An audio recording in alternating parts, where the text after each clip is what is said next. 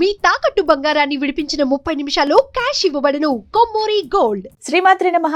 సుమన్ టీవీకి స్వాగతం. నేను గీతాంజలి. ఈ శ్రావణ మాసంలో ప్రత్యేకించి విశేషంగా చేయవలసినటువంటి పనులు, చెయ్యకూడని పనులు, ఈ మాసం అంతా ఎంత ప్రత్యేకంగా మనం ఉండాలి, ఎటువంటి ఆరాధనలు చేయాలి, అమ్మవారికి ఇష్టమైనవి ఏమిటి, ఇష్టం లేనివేమిటి, మనం ఏ విధంగా ఉంటే త్వరగా ఆ లక్ష్మీ కటాక్షం పొందుతాం తెలుసుకుందాం. వివరించేందుకు ప్రస్తుతం మనతో పాటు ఉన్నారు శ్రీ కామాఖ్యామృత శోధన వ్యవస్థాపకులు, అమ్మవారి ఉపాసకులు వేణుశ్యామ అమ్మ. అమ్మతో మాట్లాడదాం. అమ్మ నమస్కారం. ఎలా ఉన్నారమ్మా? బాగుంది అమ్మ, శ్రావణ మాసం ప్రత్యేకించి వరలక్ష్మి వ్రతాన్ని ఆచరించే వాళ్ళు, ఈ 4 శుక్రవారాలు చేసేవాళ్ళు ఖచ్చితంగా ఆచరించవలసిన పనులేంటి, ఈ మాసంలో ముఖ్యంగా గుర్తుపెట్టుకోవాల్సినవి? ఖచ్చితంగా పొద్దున్నే లేవడం, సూర్యోదయానికి ముందు లేచిన తర్వాతను చక్కగా, అంటే ఏంటంటే అశుభ్రంగా కాకుండా శుభ్రంగా, అంటే ఒక దీపం పెట్టడం, బద్ధకం కొంచెం తగ్గించుకోవడం, అంటే విడిచిపెడితే చాలా మంచిది. అంటే ఒక నెలలో విడిచిపెట్టడం అంటే కుదరదు కాబట్టి విడిచిపెట్టడం. దానితో అన్నిటికంటే ఏంటి అంటే కండిషన్స్, లిమిటేషన్స్ పెట్టుకోకూడదు. అంటే ఇలా ఉంటేనే నేను చేయగలను, ఇలా లేకపోతే చేయలేను అని కాకుండా మనకున్న పరిస్థితులకు అనుకూలంగా మనం ఎంత చేయగలిగితే అంత, ఇంకోళ్ళని ఇబ్బంది పెట్టకుండా. ఎందుకంటే ఈ సృష్టి అంతా దేవుడే, అంతేగా, దేవుడే అయినప్పుడు ప్రతి దాంట్లోనూ దేవుణ్ణి చూసినప్పుడు ఇంకో అంటే దేన్ని ఇబ్బంది పెట్టకూడదు. పైగా ఇక్కడ లక్ష్మి అంటే ఏంటంటే ద్వంద్వం, అంటే నేను అంటేనే భక్తులు, మిగతా ఈ సృష్టిలో నాకు కనిపించే ప్రతి ఒక్కటి కూడా దేవత యొక్క స్వరూపమే. అది చూడటమే మనకి లక్ష్మి నేర్పిస్తుంది. ఇక్కడ వచ్చేసరికి హృదయం అనేది వికసించాలి. అందుకే రాజ్యలక్ష్మి కోసనాథ చతురంగ బలేశ్వరి. అంటే మనలో ఉన్న ఏవైతే చతురంగములు అవేమిటి చూడండి, మన మనస్సు, బుద్ధి, చిత్తం, అహంకారం, ఇవి ఎప్పుడు మన మాట వినవు. మన మాట వినవు, కానీ ఆ రాజ్యలక్ష్మి కనుక అనుగ్రహిస్తే, కోసనాథ అంటే ఈ మొత్తం దీనంతటికి ఏదైతే కోశాగారం అంటే ట్రెజర్ అంటారు చూసారా, అది ఏదైతే ఉందో అదేంటి మన హార్ట్. ఆ హార్ట్ లో ఎవరు ఉంటారు అంటే లక్ష్మి ఉంటుంది. ఆ లక్ష్మి ఏం చేస్తుంది? సామ్రాజ్యదాయిని సత్యసంధా సాగర మేఖల, అంటే ఈ సామ్రాజ్యాన్ని విస్తరింప చేసుకోవడం, అంటే నన్ను నేను వ్యాపింప చేసుకోవడం ఎవరు నేర్పిస్తారు అంటే సాగర మేఖల.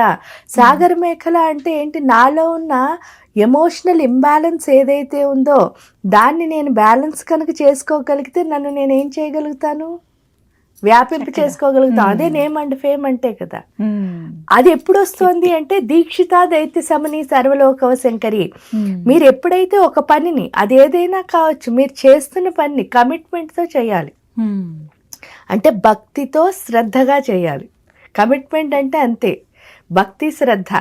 అంటే మీరు చేస్తున్న పని చాలా భక్తిగా, ఏ పని చేయండి, అది ఏదైనా పర్వాలేదు, డివోషన్ అంతే. కానీ శ్రద్ధ కూడా ఉండాలి అక్కడ. ఈ రెండు ఎప్పుడైతే ఉంటాయో మనలో ఉన్న దైత్యులందరూ పడుకుంటారు. అంటే మనలో ఉన్న రాక్షసులు, మన బద్ధకాలు, మన భయాలు, మన లిమిటేషన్లు, మన అహంకారాలు, మన ఏడుపులు అన్నీ ఎప్పుడైతే వాళ్ళందరూ పడుకున్నారో అప్పుడు ఏమవుతుంది? దీక్షిత దైత్య సమని సర్వలోకవ శంకరి సర్వార్థదాత్రి సావిత్రి సచ్చిదానంద రూపిణి. అంటే ప్రతి అర్థము మీరు ఏది కోరుకుంటే ఆ సంకల్పం అంతా ఫుల్ఫిల్ చేసేస్తుంది. చేయడమే కాకుండా మీకు ఏమిస్తుంది? ఆనందము. ఎందుకు ఆనందం ఇస్తుందో ఒకసారి చూడండి. విష్ణుమూర్తి ఉండే గర్భగుడిని ఏమంటున్నారు? ఆనంద నిలయం అంటున్నారు. ఆ ఆనంద నిలయంలో ఎవరున్నారు? విష్ణువుతో పాటు శ్రీదేవి, భూదేవి. అంటే రక్షణ పోషణ శక్తి. ఈ భూమి మీద నేను ఉంచాలంటే నాకు రక్షించే శక్తి ఎవరు అంటే భూమాతే. నన్ను ఎవరు పోషిస్తున్నారు అంటే శ్రీదేవి.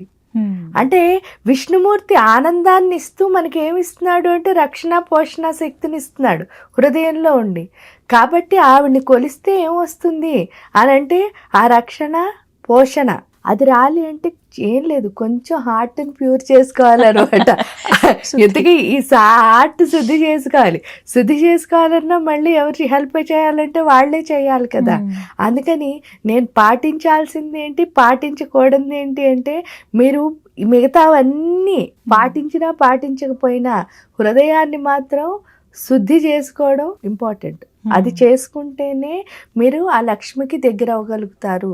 లేకపోతే ఎందుకు అంటే మీకు ఒకటే చెప్తా, ఒక పెద్ద బ్రాహ్మణుడు ఉండేవారట. ఆ బ్రాహ్మణుడు ఉంటే వాళ్ళ ఇంట్లో ఎప్పుడు కడకళ్ళాడుతూ ఐశ్వర్యం ఉండేది, జ్ఞానం ఉండేది, ఇంటికి అందరూ వచ్చిపోతూ ఉండేవారు. ఇంట్లో ఉన్న అందరూ కలిసిమెలిసి ఆనందంగా ఒక్క దెబ్బలాట కూడా లేకుండా నలుగురు కోడళ్ళు, నలుగురు కొడుకులు, భార్య, భర్త, మనవలు అందరూ అసలు ఏ గొడవ లేకుండా హ్యాపీగా ఉండేవారు. హ్యాపీగా ఉంటే ఒక రోజు ఏమైందిట, లక్ష్మీదేవి వచ్చి ఆ పండితుడికి చెప్పిందిట, నువ్వు చాలా గొప్ప జ్ఞానివిరా, అందుకని చెప్పేసి నీకు ఒక విషయం చెప్పాలనుకుంటున్నాను. నీ కర్మ ప్రకారం ఈ రోజు నుంచి నేను ఇక్కడి నుంచి వెళ్ళిపోవాలి. నేను ఎప్పుడైతే వెళ్ళిపోతానో అలక్ష్మి వస్తుంది. అప్పుడు నీ ఇల్లు ఇప్పుడు ఎంత ప్రశాంతంగా ఉందో అవన్నీ నాతో పాటు వచ్చేస్తాయి అని చెప్పి నేను నీకు చెప్పి వెళ్ళాలని వచ్చాను, ఎందుకంటే నువ్వంత గొప్ప జ్ఞానివి అని చెప్పిందిట. చెప్తే ఆయన, అమ్మ నువ్వు మామూలుగా మనమైతే ఏమిటి, లక్ష్మమ్మ నువ్వు వెళ్ళకు అని చెప్పేసి ఏడుపులు పెడబొబ్బలు ఉంటాయి. కానీ ఆయన గొప్ప జ్ఞాని కదా పండితుడు. ఆయన ఏం చెప్పాట అంటే ఒకటి చెప్పాట, అమ్మ నాకు ఒక వరం ఇవ్వి. ఆ వరం ఏమిటి అని అంటే అదే వరలక్ష్మి అంటే. ఆవిడని అడిగిన వరం ఏమిటిట అంటే, నువ్వు వెళ్ళిపో, నీ టైం అయ్యి నా కర్మ ప్రకారం అలక్ష్మి రావాలి, వచ్చేస్తుంది. కానీ ఎటువంటి పరిస్థితుల్లోనూ కూడా నా ఇంట్లో ఉన్న ఎవ్వరూ జ్ఞానాన్ని కోల్పోకూడదు. అదొక్కటే అడిగేట ఆయన. జ్ఞానాన్ని కోల్పోకూడదు అంటే సరే తథాస్తు, నేను వెళ్లే ముందు నీకు ఒక వరం ఇద్దాం అనుకున్నా, తథాస్తు అని చెప్పింది అమ్మవారు. అమ్మవారు చెప్పి ఆవిడ వెంటనే బయటికి వెళ్ళిపోయింది. బయటికి వెళ్ళగానే ఏమైందిట, ఈయనకి తెలుసు కానీ ఈయన అదేం కాదు, మామూలు ఆయన రోజు చేసుకుని మంత్రోపాసన అవన్నీ చేసుకుంటున్నాడు. చేసుకుంటూ ఉండేసరికి భార్య ఏం చేసిందిట, మొత్తం కొడుకులు నలుగురు, కోడళ్ళు, మనవలు, భర్త అందరికీ కలిపి రోజు వంట చేస్తారు ఆవిడ. వంట చేస్తూ గుడికి టైం అయిపోయింది. ఆవిడ దేవుడిది దండం పెట్టుకోవడానికి గుడికి వెళ్ళాలి. గుడికి టైం అయిపోయి ఏం చేసింది, పెద్ద కోడల్ని పిలిచి, అమ్మాయి కొంచెం ఈ కూర చూసుకో, కొంచెం సేపు 10 నిమిషాల్లో దించేయచ్చు, నేను గుడికి వెళ్ళొస్తాను, గుడ్ టైం అయిపోయిందని అత్తగారు చెప్పింది. అత్తగారు చెప్తే సరే అని చెప్పేసి కోడలు ఏం చేసింది, కూర కదుపుతూ అత్తయ్య ఉప్పు వేసిందో లేదో, ఎందుకంటే నైవేద్యం పెట్టకుండా వాళ్ళు రుచి చూడరు కాబట్టి అత్తయ్య ఉప్పు వేసిందో లేదో అని చిటికెడు ఉప్పు వేసి దాన్ని కలిపింది కోడలు కలిపిన తర్వాత ఆవిడ్ని పెళ్ళి ఏడుస్తూ పిలిచిందిట, పెద్ద కోడల్ని. పెళ్ళి ఏడుస్తూ పిలిచేసరికి ఇదేం చేసింది, రెండో కోడలికి ఆ చెల్లి ఒకసారి చూసుకోవే, నేను పెళ్ళి ఏడుస్తోంది అని చెప్పిందిట. పెళ్ళి ఏడుస్తోంది అంటే ఈ చెల్లి చూసుకోవడానికి వచ్చి ఈ చెల్లి కూడా కదుపుతూ ఏం చేసింట, అక్క వేసిందో లేదో అని చెప్పి ఇదో ఉప్పేసిన తర్వాత ఇక్కడికి అయిపోయిన తర్వాత మళ్ళీ దీన్ని భర్త పిలిచాడు, రెండో కోడల్ని. ఆవిడ వెళ్ళిపోతూ మూడో కోడలికి అప్పచెప్పింది, చెల్లి ఒకసారి చూసుకొని. ఈ చెల్లి కూడా ఈ అక్క వేసిందో లేదో అని చెప్పి ఇంత ఉప్పేసింది. వేసేసరికి ఇది అయ్యేసరికి నాలుగో కోడలు, ఆవిడకి ఏదో పని వచ్చి ఎవరో పిలిచి వెళ్తూ నాలుగో కోడల్ని పిలిచింది. నాలుగో కోళ్ళు కూడా అక్క వేసిందో లేదో అని చెప్పి ఉప్పేసింది. మొత్తం అత్తగారి నుంచి మొదలుపెట్టి నలుగురు కోడళ్ళు అందరూ ఉప్పేస్తూ ఆ కూరని ఏం చేశారు, ఉప్పు కషాయం చేస్తే ఏమైందిట, ఫస్ట్ వరుసగా మగవాళ్ళందరికీ పెట్టి వాళ్ళ ఇంటి సాంప్రదాయం ప్రకారం ఆడవాళ్ళు తినడం. ఫస్ట్ మామగారికి వడ్డించారు, తర్వాత పెద్ద కొడుకు, చిన్న కొడుకు, ఆ వరుసలో మొత్తం నలుగురు కొడుకులు మామగారు కూర్చున్నారు, వరుసగా వడ్డించారు. ఫస్ట్ మామగారు తిన్నారట. తినేసరికి ఉప్పు చాలా కసమైపోయేసరికి ఆయనకు అర్థమైంది, అలక్ష్మి మన ఇంట్లోకి ప్రవేశించింది. ఎందుకంటే అలక్ష్మి ప్రవేశించింది అనడానికి ఉదాహరణ, కూరల్లో ఉప్పు శాతం మనకి తెలియకుండానే మనం పెంచుకుంటూ వెళ్ళిపోతాం. చాలా మంది ఏంటనుకుంటారంటే కారం వల్ల మంచిది కాదు అంటే, చూడండి చప్పెడి తిన్నాను అని చెప్పేసి అంటే పూజలు చేసినప్పుడు కారం వల్ల అసలు ఏ ప్రాబ్లము లేదు. కారం వల్ల ఏమైనా ఉంటే ఎమోషనల్ ఇంబ్యాలెన్స్ ఉన్నది పోయి బ్యాలెన్స్ అవుతుంది. కానీ ఉప్పు అన్నది ఎప్పుడూ దరిద్రము. ఉప్పు వల్ల ఏంటి అంటే లోపల కూడా నిజంగా జబ్బులు వస్తాయి. ఇంట్లో కూడా ఏంటి అంటే అలక్ష్మి తాండవం ఆడుతున్నట్లు లెక్క. ఇంట్లో కూరల్లో ఉప్పు ఎక్కువైతే అయ్యేసరికి మామగారు ఏం మాట్లాడకుండా కామ్గా తినేస్తాడు, అంత ఉప్పు ఎక్కువైనా. అయ్యో తండ్రి తిన్నాడు, అంత ఉప్పు ఎక్కువైనా ఏం మాట్లాడలేదు కాబట్టి నేను మాట్లాడకూడదని పెద్ద కొడుకు తినేస్తాడు. అన్న తండ్రి మాట్లాడలేదు కాబట్టి నేను మాట్లాడకూడదని చెప్పి చిన్న కొడుకు. అలా మొత్తం నలుగురు అనుకుని ఎవ్వరూ ఏం మాట్లాడకుండా తినేస్తారు.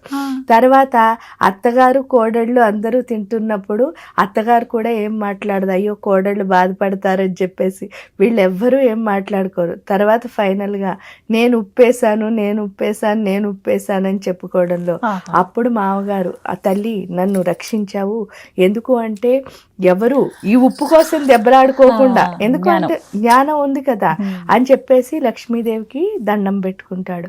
ఆ దండం అది ఏమిటి అంటే ఆ లక్ష్మి యొక్క స్వరూపం ఎప్పుడైనా సరే అదే. అందువల్ల ఇంట్లో ఏ గొడవ లేకుండా ప్రశాంతత అన్నది రావాలి అంటే మనం కొంచెం హార్ట్ఫుల్గా ఆవిడని ఏం చేయాలి, ధ్యానించాలంతే. చూడండి, ఆవిడ ఆ ఇంట్లోంచి వెళ్ళిపోయినా కూడా మీరు చూస్తే వాళ్ళ మీద ఆవిడ కరుణ ఉంది. అంటే ఆవిడ వదిలేయలేదు, అక్కడికి వాళ్ళ కర్మ ప్రకారం ఏదైనా రానివ్వండి, కానీ ఈవిడ వాళ్ళని వదలలేదు. అంటే లక్ష్మి అంటే ప్రకృతి స్వరూపం, ఆ తల్లి ప్రకృతి అంతా ఆవిడే ఉన్నది, ఇంక మన ఎలా వదులుతుంది? కాబట్టి మనం కొంచెం ఏం చెయ్యొద్దు, మన హృదయాన్ని ఆవిడకి అర్పించాలంతే. ఆ పని ఒక్కటి చేయగలిగితే ఆవిడ వరాలు అలా ఇస్తూనే ఉంటుంది వరలక్ష్మి మాత. ఇప్పటి నుంచి అలవాటు చేసుకుంటే అంటే లక్ష్మి ఎప్పుడూ అవసరమే, అందరికీ అవసరమే. కాబట్టి మీరు చెప్పిన విధానంలో చాలా చక్కగా చెప్పారు. ఈ కథ ద్వారా తెలుసుకోవాలి అందరూ జ్ఞానం ఎంత ముఖ్యమో, అమ్మ అనుగ్రహం ఎంత అవసరమో కుటుంబం పైన అని చెప్పి చాలా చక్కగా వివరించారు. ధన్యవాదాలమ్మా.